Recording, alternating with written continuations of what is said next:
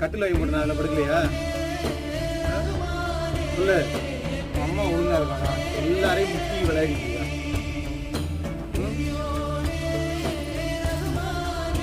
மடியில் படுத்துக்கோமா?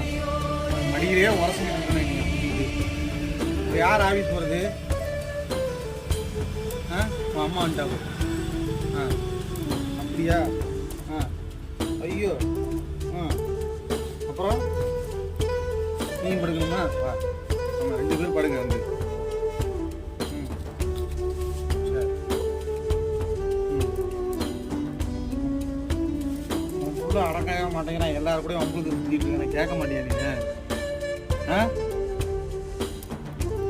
ஏன் கேட்க மாட்டேங்கிறீங்க? ஏன்டா டேய் அடங்கா பிடாடி, சொல்கிற பேச்சு கேட்க மாட்டியா? கொஞ்சம் இதுக்கு மட்டும் வந்துடுறீங்க.